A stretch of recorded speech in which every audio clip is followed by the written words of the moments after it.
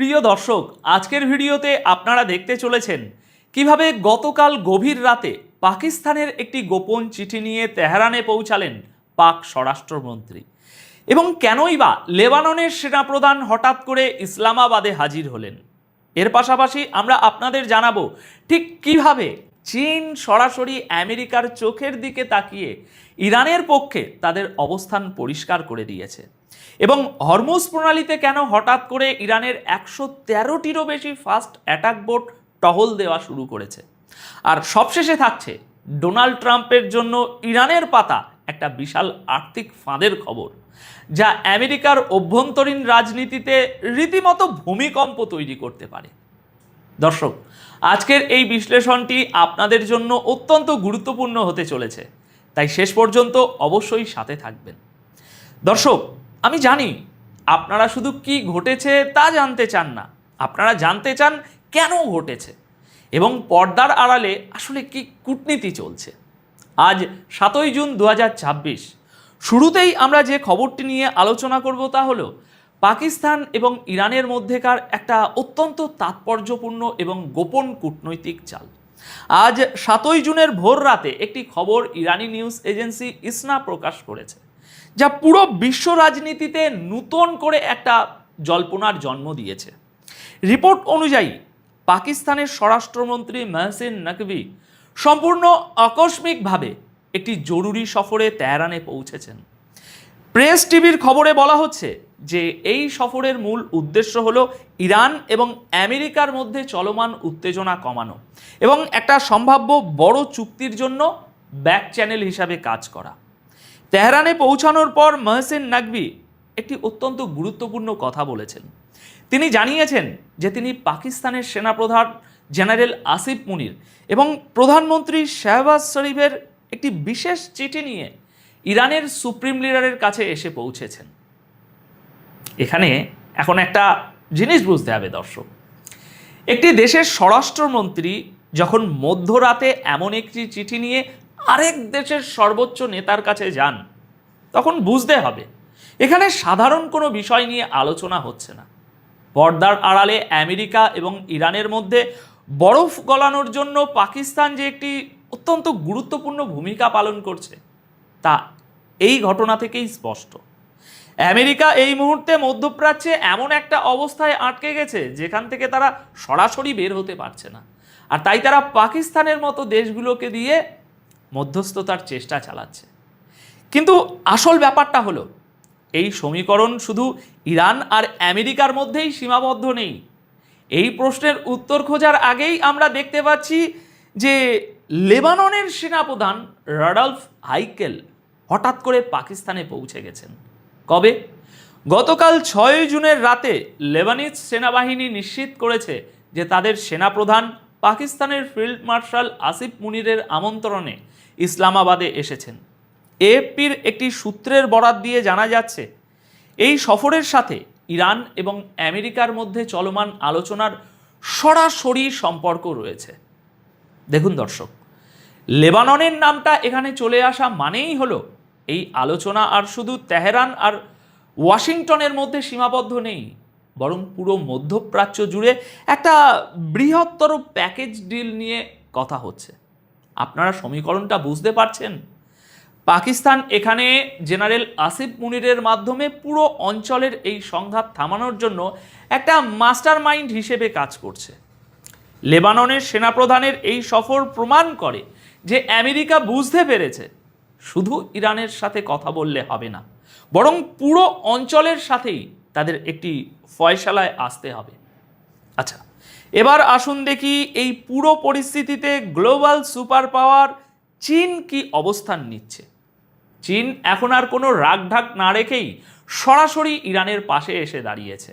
আজ 7 জুন ইরানি news agency ইসনার খবর অনুযায়ী তেহরানে নিযুক্ত চীনা রাষ্ট্রদূত এক বিস্ফোরক মন্তব্য করেছে। তিনি বলেছেন যে আমেরিকা এবং ইসরায়েলের তরফ থেকে ইরানের বিরুদ্ধে এই যুদ্ধ কখনোই শুরু হওয়া উচিত হয়নি এবং এখন এই যুদ্ধ চালিয়ে যাওয়ার কোনো মানেই হয় না। তিনি আরও জোর দিয়ে বলেছেন যে হরমুজ প্রণালীতে ইরানের ন্যায্য অধিকারকে অবশ্যই সম্মান করতে হবে। এখানে একটা জিনিস আপনাদের খুব গভীরভাবে বুঝতে হবে দর্শক, যখন কোনো দেশের রাষ্ট্রদূত এমন আনুষ্ঠানিক বিবৃতি দেন তখন সেটা তার ব্যক্তিগত কথা নয়, বরং সেটা সরাসরি শি জিনপিংয়ের কথা। চীন আসলে পশ্চিমাদের পরোক্ষভাবে হুমকি দিচ্ছে এবং বুঝিয়ে দিচ্ছে যে মধ্যপ্রাচ্যে আমেরিকার একক আধিপত্যের দিন শেষ। চীন বলছে হরমুজ প্রণালীতে শান্তি তখনই আসবে যখন ইরানের ক্ষমতা এবং অধিকারকে মেনে নেওয়া হবে। এর মানে হলো চীন শুধু রাজনৈতিক সমর্থনই দিচ্ছে না, বরং আগামী দিনে ইরান এবং আমেরিকার মধ্যেকার যে কোনো চুক্তিতে চীন যে একটা বড় প্রভাব হিসাবে কাজ করবে তার একটি পরিষ্কার বার্তা দিয়ে রাখল। পশ্চিমা বিশ্বকে চীন বুঝিয়ে দিল যে ইরান একা নয়, গ্লোবাল সাউথের শক্তিশালী দেশগুলো ইরানের পাশে দাঁড়িয়ে আছে। দর্শক, চীনের এই বিবৃতির সাথে সাথে হরমুজ প্রণালী থেকে আসা একটি স্যাটেলাইট ছবি পশ্চিমা দেশগুলোর ঘুম হারাম করে দিয়েছে। গতকাল 6 জুনে নেওয়া এই স্যাটেলাইট ছবিতে দেখা যাচ্ছে যে ইরানের আইআরজিসির 113টিরও বেশি ফাস্ট অ্যাটাক বোট হরমুজ প্রণালীর বিভিন্ন অংশে টহল দিচ্ছে। ইরান আসলে এখানে একটা অত্যন্ত সূক্ষ্ম কূটনীতি খেলছে। একদিকে তারা পাকিস্তানের মাধ্যমে আমেরিকার সাথে ব্যাক চ্যানেল আলোচনা চালিয়ে যাচ্ছে, অন্যদিকে তারা সামরিক পেশি প্রদর্শন করে বুঝিয়ে দিচ্ছে যে যদি আলোচনা ভেস্তে যায় বা তাদের উপর কোনো ধরনের ফার্দার চাপ সৃষ্টি করার চেষ্টা করা হয় তবে তারা এক নিমেষেই বিশ্বের তেলের সাপ্লাই চেন বন্ধ করে দিতে পারে। এই 113টি অ্যাটাক বোট শুধু কোনো সাধারণ টহল নয়, এটা আমেরিকার প্রতি একটি সরাসরি বার্তা যে আমরা যে কোনো পরিস্থিতির জন্য প্রস্তুত। এর পাশাপাশি দর্শক, আরেকটি খবর হলো ইরান আন্তর্জাতিক পরমাণু শক্তি সংস্থাকেও কড়া ভাষায় সতর্ক করে দিয়েছে। গতকাল 6 জুন ইরানের ডেপুটি পররাষ্ট্রমন্ত্রী কাজিম গারিবাবাদি একটি কড়া বিবৃতি দিয়ে বলেছেন যে আইএইএ যদি সত্যিই কোনো কূটনৈতিক সমাধানের অংশ হতে চায় তবে তাদের টেকনিক্যাল রিপোর্টগুলোকে পশ্চিমা দেশগুলোর রাজনৈতিক হাতিয়ার হিসাবে ব্যবহার করা বন্ধ করতে হবে। আসল ব্যাপারটা হলো দর্শক, পশ্চিমা বিশ্ব বরাবরই এই ধরনের আন্তর্জাতিক সংস্থাগুলোকে নিজেদের স্বার্থে ব্যবহার করে অন্য দেশের উপরে চাপ সৃষ্টি করে। আইইএ সম্প্রতি অভিযোগ করেছিল যে তারা ইরানের কিছু ক্ষতিগ্রস্ত পারমাণবিক স্থাপনায় ঢুকতে পারছে না এবং ইরানের ইউরেনিয়াম মজুদের বর্তমান যে অবস্থা সেই অবস্থা সম্পর্কে তাদের কাছে সঠিক তথ্য নেই। ইরান এই অভিযোগের কড়া জবাব দিয়ে বলেছে যে এই সংস্থাটি সবসময়ই এমন ধরনের রিপোর্ট প্রকাশ করে যা ইরানের উপর রাজনৈতিক চাপ বাড়ানোর কাজ করে।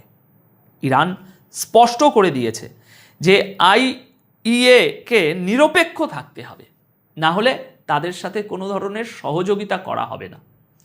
পশ্চিমা দেশগুলো যে আন্তর্জাতিক প্রতিষ্ঠানগুলোকে ব্যবহার করে নিজেদের এজেন্ডা বাস্তবায়ন করতে চায়, ইরান অত্যন্ত সাহসিকতার সাথে সেই মুখোশটা খুলে দিয়েছে এবং বুঝিয়ে দিয়েছে যে তারা এই ধরনের সস্তা চাপে মাথা নত করবে না। আর এই সব কিছুর পর ইরান আমেরিকার প্রেসিডেন্ট ডোনাল্ড ট্রাম্পের সামনে এমন এক আর্থিক শর্ত ছুড়ে দিয়েছে যা আমেরিকার অভ্যন্তরীণ রাজনীতিতে চরম অস্থিরতা তৈরি করতে চলেছে। গতকাল 6 জুন সিএনএনকে দেওয়া এক সাক্ষাৎকারে ইরানের সুপ্রিম লিডারশিপের সিনিয়র অ্যাডভাইজার মহসিন রেজাই তিনি জানিয়েছেন যে গত 3 মাস ধরে চলা এই যুদ্ধ বন্ধ করার জন্য যে কোনো চুক্তিতে যাওয়ার আগে ইরানকে তাদের আটকে থাকা বিলিয়ন বিলিয়ন ডলার ফেরত দিতে হবে। শুধু তাই নয়, আলোচনা শুরু হওয়ার পর শর্ত হিসাবে ইরান আরও 24 বিলিয়ন ডলার অতিরিক্ত দাবি করেছে। দর্শক, আপনারা হয়তো অনেকেই জানেন না যে বিশ্বের বিভিন্ন দেশে ইরানের প্রায় 100 বিলিয়ন ডলারের বেশি সম্পদ আটকে আছে আমেরিকার অবৈধ নিষেধাজ্ঞার কারণে। এর মধ্যে চীনে প্রায় 20 বিলিয়ন, জাপানে 5.5 বিলিয়ন এবং ভারত ও ইরাকেও বিপুল পরিমাণ অর্থ আটকে আছে। ইরান সাফ জানিয়ে দিয়েছে যে তাদের নিজেদের টাকা তাদের পকেটে না আসা পর্যন্ত তারা কোনো চুক্তির কাগজেই সই করবে না। মহসিন রেজাই খুব লজিক্যাল একটি কথা বলেছেন। তিনি বলেছেন এই টাকাটা আমেরিকার নয়, এটা ইরানের নিজস্ব অর্থ, তাই চুক্তি চাইলে এই টাকা তাদের ছেড়ে দিতেই হবে। এখন ডোনাল্ড ট্রাম্পের জন্য সমস্যা হলো তিনি বছরের পর বছর ধরে ইরানকে টাকা দেওয়ার বিরুদ্ধে নিজের ভোটারদের কাছে বড় বড় কথা বলে এসেছেন। এখন যদি তিনি শান্তি চুক্তির জন্য ইরানকে এই বিশাল অঙ্কের অর্থ রিলিজ করে দেন, তবে তার নিজের কট্টর সমর্থকরাই তার বিরুদ্ধে প্রশ্ন তুলবে। কিন্তু অপরদিকে তিনি যদি টাকা আটকে রাখেন, তবে কোনো চুক্তিই হবে না, যার ফলে মধ্যপ্রাচ্যে আমেরিকার যে করুণ দশা চলছে তা আরও দীর্ঘায়িত হবে।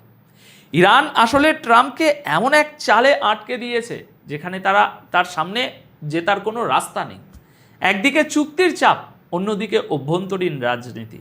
এর মাধ্যমে এটাই প্রমাণিত হয় যে বর্তমান বিশ্ব পরিস্থিতিতে পশ্চিমা দেশগুলো আর তাদের ইচ্ছে মতো শর্ত চাপিয়ে দিতে পারে না। ইরান, চীন এবং অন্যান্য দেশগুলো এখন নিজেদের শর্তে খেলার নিয়ন্ত্রণ করছে।